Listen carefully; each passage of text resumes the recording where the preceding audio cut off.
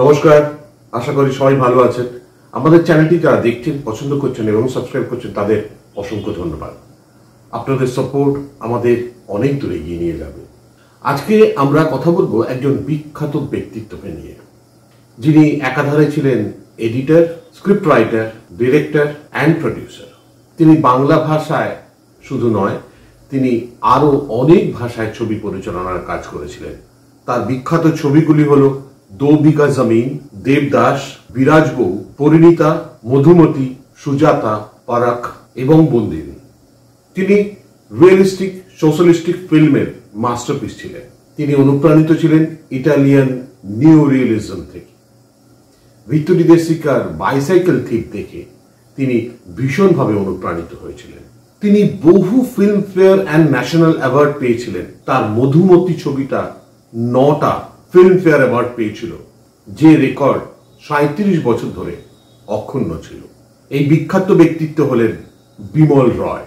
বিমল রয় 1909 সালে 12 জুলাই সুয়াপুর, ঢাকায় এক বাঙালি বৈদ্য পরিবারে জন্মগ্রহণ করেন, যেটা তখন ছিল ইস্টার্ন বেঙ্গল অ্যান্ড আসাম প্রভিন্সের আন্ডারে। পরবর্তীকালে তিনি কলকাতায় চলে আসেন, নিউ থিয়েটার্সে জয়েন করেন এবং তিনি প্রমথেশ বড়ুয়াকে পাবলিসিটি ফটোগ্রাফার হিসেবে অ্যাসিস্ট করেন দেবদাস ছবিতে 1935 সালে।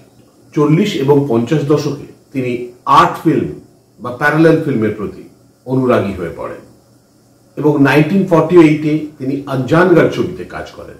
এরপর দ্বিতীয় বিশ্বযুদ্ধের শেষকালে বাংলায় নিউ থিয়েটার্সের অবস্থা যখন খারাপের দিকে, তখন তিনি তার টিম নিয়ে বম্বে পাড়ি দেন, যেখানে ঋষিকেশ মুখার্জি ছিলেন এডিটর বা সম্পাদক, নবেন্দু ঘোষ ছিলেন স্ক্রিন প্লে রাইটার বা চিত্রনাট্যকার, অসিত সেন ছিলেন অ্যাসিস্ট্যান্ট ডিরেক্টর, কমল বোস ছিলেন সিনেমাটোগ্রাফার বা চিত্রগ্রাহক এবং পরে জয়েন করেন সলিল চৌধুরী সঙ্গীত পরিচালক হিসেবে। তার জীবনের এই দ্বিতীয় পর্যায়ে এসে তিনি 1952 সালে প্রথম ছবি তৈরি করেন বম্বে টকিজের জন্য, যার নাম ছিল মা।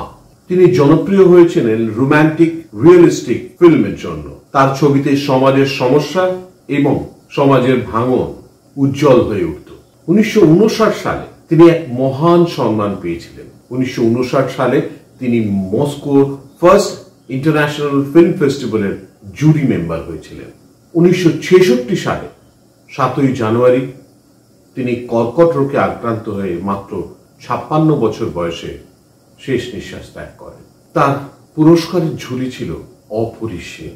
তিনি 1953 সালে দো বিঘা জমিনের জন্য ফিল্মফেয়ার থেকে 2টি অ্যাওয়ার্ড পেয়েছিলেন, best film and best director. 1954 সালে পরিণীতা ছবির জন্য best director from Filmfare award.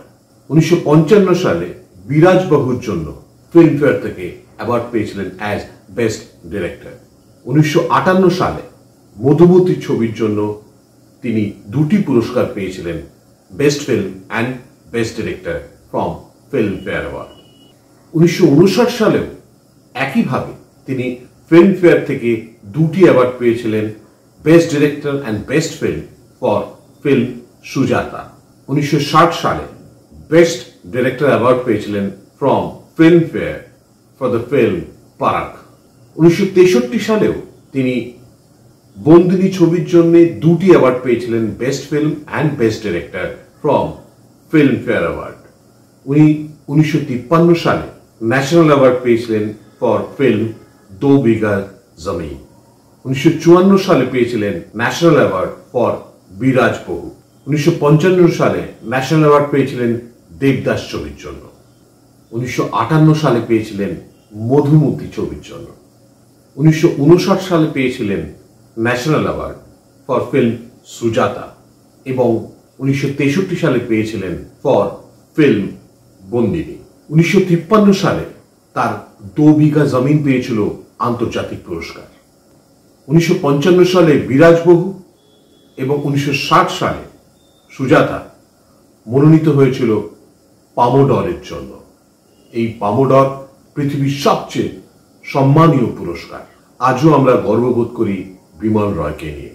Devaki Basu বা ধীরেন গাঙ্গুলির পরবর্তী সময় যিনি আমাদের আন্তর্জাতিক স্তরে পৌঁছে দিয়েছিলেন তিনি হলেন বিমল রয়। আমরা তাকে কোনোদিন ভুলব না।